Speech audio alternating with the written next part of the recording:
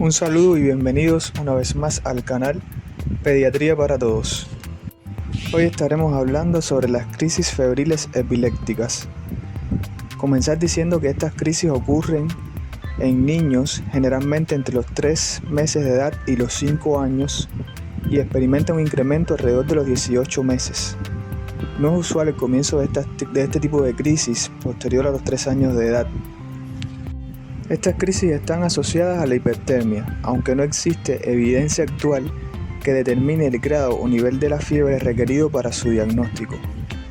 Son crisis convulsivas y que se producen en ausencia de infección del sistema nervioso central. El riesgo de recurrencia de estas crisis puede ser mayor en pacientes con antecedentes familiares de primer grado que hayan padecido este tipo de crisis febriles. Se plantea un posible origen multifactorial de las mismas y se clasifican en crisis simples y complejas. Las crisis simples son autolimitadas, son crisis generalizadas, en la mayoría de los casos son tónico-clónicas. La duración es inferior a los 15 minutos. No existe más de una crisis en un periodo de 24 horas de hipertermia. No existen manifestaciones clínicas posictales, o sea, posteriores a la crisis.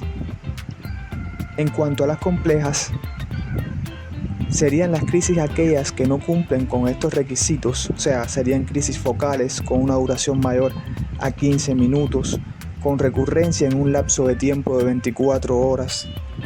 Las más frecuentes son las crisis febriles simples, con un 80% de predominio sobre las crisis complejas. En cuanto a las crisis febriles complejas, si se decide realizar un electroencefalograma, se recomienda esperar un periodo de 48 horas para realizarlo. Existe un grupo de factores de riesgo de recurrencia de estas crisis febriles. Dentro de ellos, encontramos la edad de la primera crisis febril menor de 18 meses, antecedentes familiares de crisis febriles, escasa elevación de la temperatura en el momento de la crisis. Como también podemos encontrar un grupo de factores de riesgo que nos hablan a favor de un posible desarrollo de epilepsia después de una primera crisis febril. Dentro de estos factores podemos encontrar las crisis febriles complejas, el retraso del neurodesarrollo global u otros trastornos neurológicos acompañantes, los antecedentes de padre o madre epilépticos. Ya en cuanto al tratamiento de soporte, comprende los siguientes aspectos esenciales. Acostar al paciente en una camilla o cama blanda con el objetivo de evitar traumatismos si aún está en la crisis. Aspirar las secreciones de la orofaringe y administrar oxígeno de forma inmediata. Evaluar los signos vitales, dígase frecuencia respiratoria, cardíaca, tensión arterial y temperatura.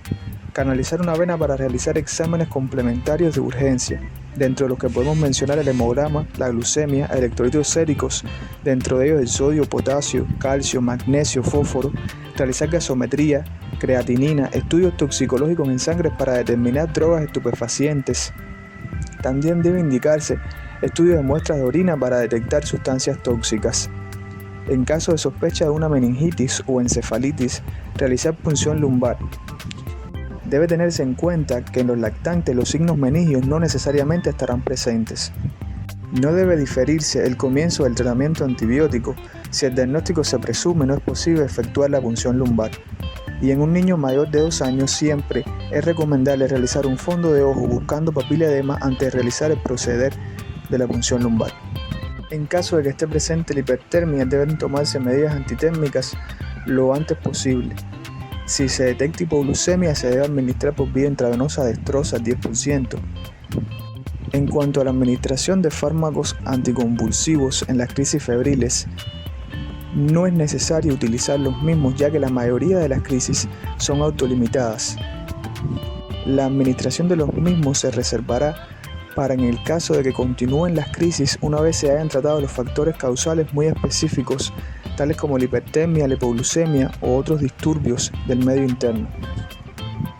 Dentro de este grupo de fármacos anticonvulsivos se puede utilizar el diazepam, el lorazepam, el midazolam, siempre teniendo en cuenta la dosis de administración de los mismos.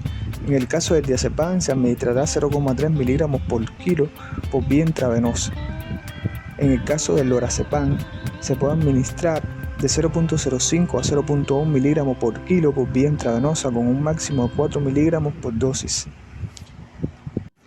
El midazolam es una buena alternativa y algo que podemos usar por vía oral a 0,3 miligramos por kilo en el caso de que no tengamos un acceso venoso. Se debe dispersar la solución entre el labio inferior y la encía.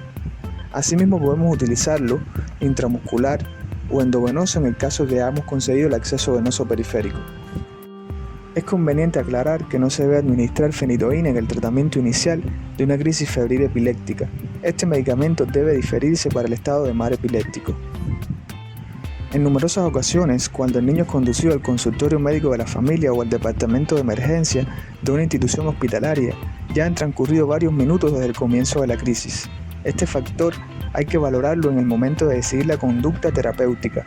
Es estrictamente necesario no esperar a que el paciente reúna los clásicos criterios de estado de mar epiléptico para iniciar el tratamiento medicamentoso. Hasta aquí esta breve reseña acerca de las crisis febriles. Espero que les sea de utilidad la información aquí brindada a los profesionales de la salud en su práctica diaria, así como sea de utilidad también para los padres que estén viendo el video para conocer más acerca de este tema. Me disculpan estos últimos, pues este video lo hice con un enfoque un poco más técnico, a pesar de que fue un resumen, algo bien breve, pero fue con un enfoque más técnico, dirigido a quizás aquel personal de atención primaria de salud, para realizarle una especie de resumen que englobara las características principales en cuanto a concepto, clasificación y tratamiento, conducta general y específica en el caso de presentarse un paciente con una crisis febril. No olviden suscribirse al canal, dejar su like si les fue de utilidad este video y compartir esta información con otras personas para que puedan ampliar sus conocimientos sobre la pediatría y en este caso particular sobre el tema tratado en el día de hoy.